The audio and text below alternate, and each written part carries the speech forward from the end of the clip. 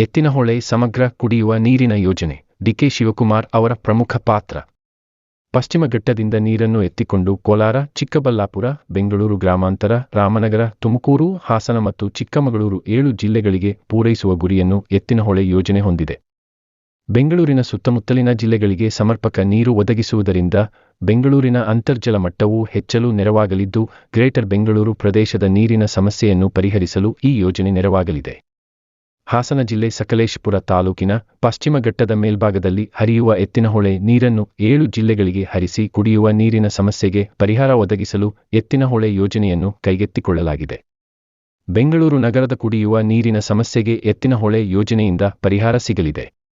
ಕುಡಿಯುವ ನೀರಿನ ಅಭದ್ರತೆಯನ್ನು ತಡೆಯಲು ಮತ್ತು ಅಂತರ್ಜಲ ಮಟ್ಟವನ್ನು ಹೆಚ್ಚಿಸಿ ಕೆರೆಕಟ್ಟೆಗಳನ್ನು ತುಂಬಿಸುವುದು ಯೋಜನೆಯ ಉದ್ದೇಶ. ಉಪಮುಖ್ಯಮಂತ್ರಿಗಳಾದ ಡಿಕೆ ಶಿವಕುಮಾರ್ ಅವರು ಜಲಸಂಪನ್ಮೂಲ ಖಾತೆಯನ್ನು ಉತ್ತಮವಾಗಿ ನಿಭಾಯಿಸುತ್ತಿದ್ದು, ಎತ್ತಿನಹೊಳೆ ಯೋಜನೆಯನ್ನು ತ್ವರಿತವಾಗಿ ಮುಗಿಸಿ 7 ಜಿಲ್ಲೆಗಳಿಗೆ ಕುಡಿಯುವ ನೀರು ಪೂರೈಸಿ ಕೆರೆಗಳನ್ನು ತುಂಬಿಸಲು ಹಗಲಿರುಳು ಶ್ರಮಿಸುತ್ತಿದ್ದಾರೆ. 7 ಜಿಲ್ಲೆಗಳಾದ ಕೋಲಾರ, ಚಿಕ್ಕಬಳ್ಳಾಪುರ, ಬೆಂಗಳೂರು ಗ್ರಾಮಾಂತರ, ರಾಮನಗರ, ತುಮಕೂರು, ಹಾಸನ ಹಾಗೂ ಚಿಕ್ಕಮಗಳೂರಿನ ಜನರಿಗೆ ಈ ಯೋಜನೆಯಿಂದ ಅನುಕೂಲವಾಗಲಿದೆ. ಎತ್ತಿನಹೊಳೆ ಯೋಜನೆಗೆ 2014ರಲ್ಲಿ ಅನುಮೋದನೆ ನೀಡಲಾಗಿದ್ದು, 2024ರಲ್ಲಿ ಪ್ರಾಯೋಗಿಕ ಕಾರ್ಯಾಚರಣೆಗೆ ಡಿಕೆ ಶಿವಕುಮಾರ್ ಅವರು ಚಾಲನೆ ನೀಡಿದ್ದರು.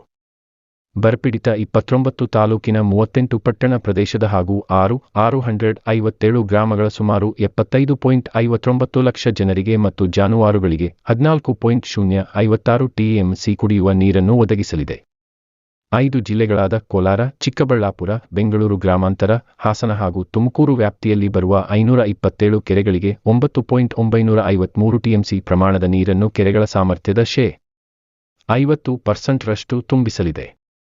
ಮಹತ್ವಾಕಾಂಕ್ಷೆಯ ಕುಡಿಯುವ ನೀರಿನ ಯೋಜನೆಯಾದ ಎತ್ತಿನಹೊಳೆ ಸಮಗ್ರ ಕುಡಿಯುವ ನೀರಿನ ಯೋಜನೆಗೆ ಅಂದಾಜು 23,251.66 ಕೋಟಿ ರು ಖರ್ಚು ಮಾಡಲಾಗುತ್ತಿದೆ. ಎತ್ತಿನಹೊಳೆ ಯೋಜನೆಗೆ ಇದುವರೆಗೂ 17,147 ಕೋಟಿ ರು ಮೊತ್ತದ ಕಾಮಗಾರಿಗಳು ಪೂರ್ಣಗೊಂಡಿದೆ. ಡಿಕೆ ಶಿವಕುಮಾರ್ ಅವರು ಬಯಲು ಸೀಮೆಯ ಜಿಲ್ಲೆಯ ಜನರಿಗೆ ಕುಡಿಯುವ ನೀರನ್ನು ಪೂರೈಸಲು ಎತ್ತಿನಹೊಳೆ ಯೋಜನೆಯನ್ನು ತ್ವರಿತವಾಗಿ ಲೋಕಾರ್ಪಣೆಗೊಳಿಸುವ ದೃಢಸಂಕಲ್ಪವನ್ನು ಮಾಡಿದ್ದಾರೆ. 2027ರ ಮಾರ್ಚ್ ಒಳಗಾಗಿ ಎತ್ತಿನಹೊಳೆ ಯೋಜನೆ ಪೂರ್ಣಗೊಳಿಸಿ 7 ಜಿಲ್ಲೆಯ ಜನರಿಗೆ ಜೀವಜಲ ತಲುಪಿಸಲು ಡಿಕೆ ಶಿವಕುಮಾರ್ ಅವರು ಕಟಿಬದ್ಧರಾಗಿದ್ದಾರೆ.